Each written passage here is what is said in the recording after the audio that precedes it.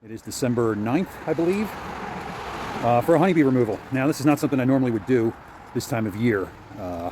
Usually I'm done by the beginning of November in our area, although it does sometimes arise where there's a situation that I need to get in and get some bees, and this is one of those situations. So let me show you what's going on. So we have here a historic building called Waynesboro, built in, I think, the 18-somethings. Beautiful old stone building. As you can see, they're putting some brand new cedar shake roof on the building, and that's why I'm here. In the process of replacing this, they uncovered some honeybees. So this is what the old roof looked like. This is a cedar shake roof, and this is what an old cedar shake roof looks like, and this is what a new cedar shake roof looks like. Now, this cedar is a beautiful reddish kind of color when it's fresh, and it eventually does turn gray and will age, of course, because it is wood.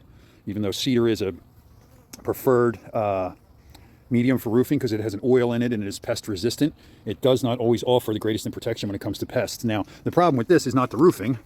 See, we have this underneath, but where the bees are getting in is right over here. So these old buildings are there's a lot of woodwork. We always get a lot of wood to masonry transition, and what happens is the mortar falls away and the problem of openings arises. Now, these enter, this allows all kinds of pests to get in this instance, honeybees, but squirrels and mice and wasps and hornets and all kinds of things. So you can see all along the wall, we got a separation, and the bees are moving in and out all over the place. We got a big hole back there, up there in the corner that they're coming and going from. It looks like their main entrance is right here where this crown molding meets the roof line, which is a very common place for bees to get in. The reason I'm doing this here today is because we have a warm temperature this weekend.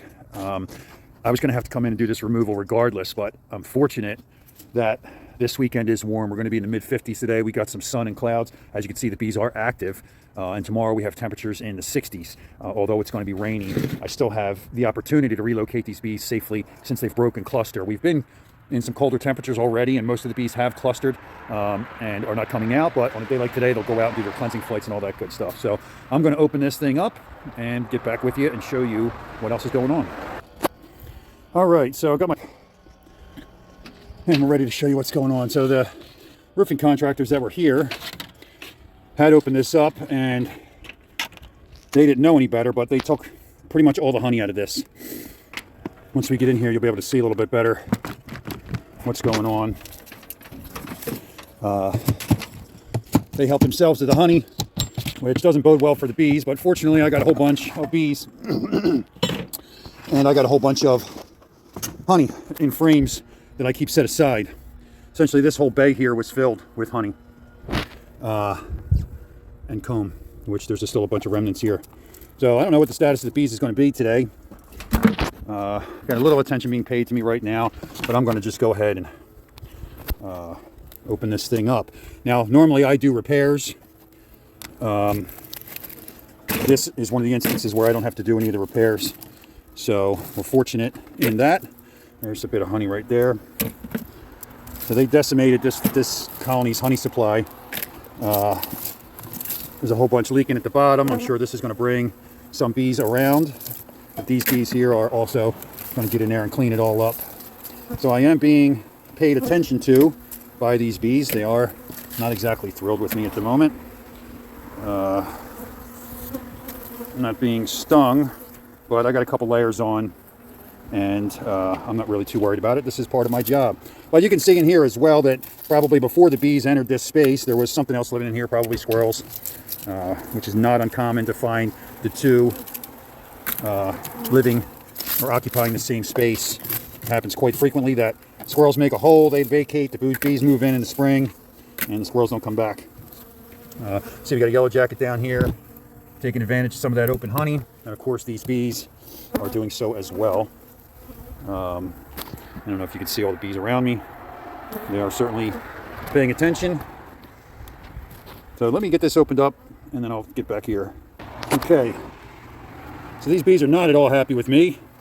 Just went and put my jacket on. So we're going to peel back this roofing paper, which I'm sure my comb is attached to, but should peel off pretty gently.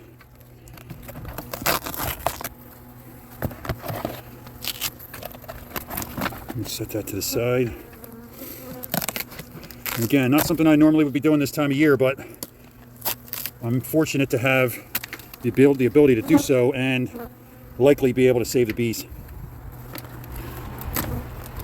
Unfortunately for these guys, when they opened this up, it was 40 degrees and they were not inundated with angry honeybees, but as you can see, they had a decent bit of comb built in this space.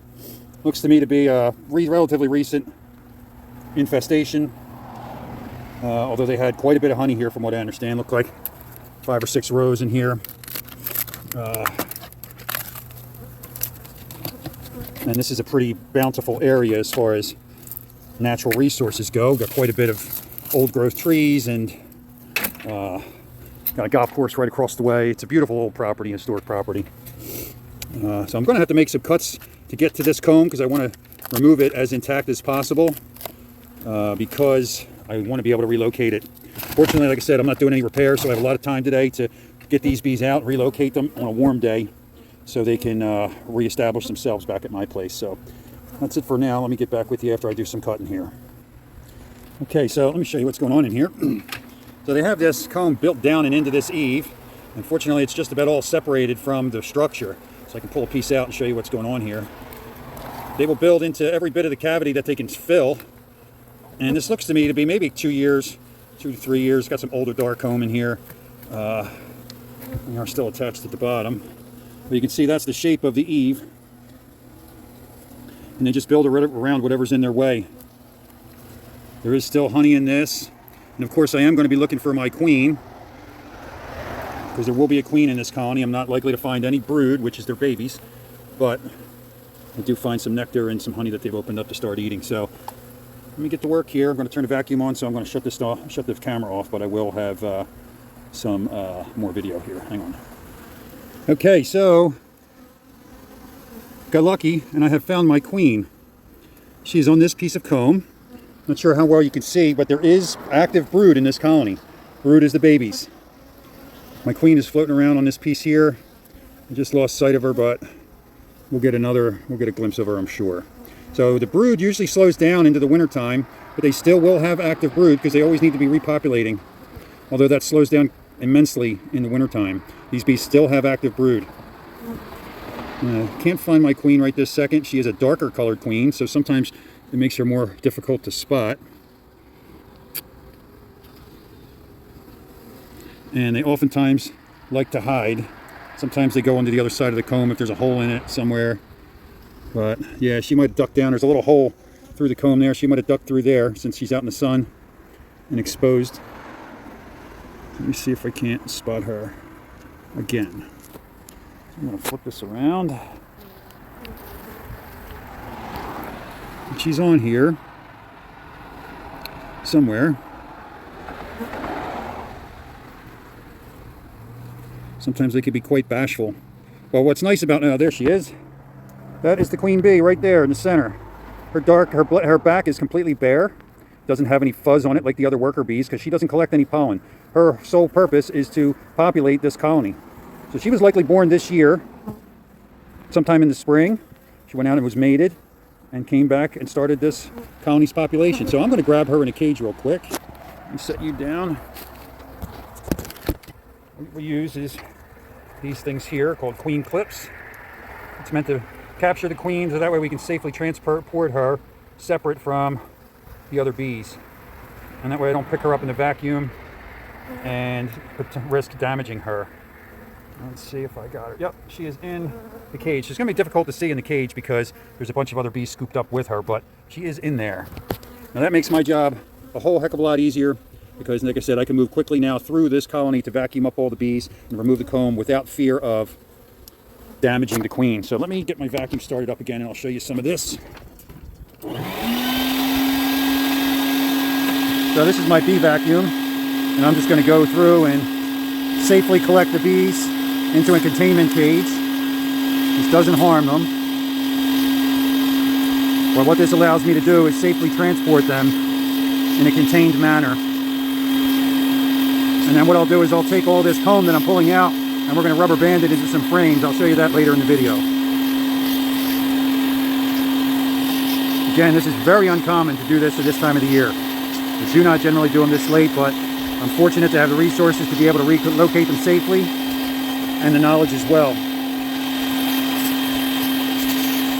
And we're going to quickly do this so I can show you some of the brood, and then I'm going to pause the video so I can finish up, and then I'll get back with you once I complete the removal. It is a simply stunning day here in December in Pennsylvania. We're mid-50s and sunny. Okay, so what I can show you inside these cells here, this is all developing bees. You can see those little worm-like larvae. Those are developing bees. This capped solid section, that's capped over with wax. Those are bees that are older than 10 days, and what they do is once they reach 10 days, they cap them over, and their development continues inside of the cell.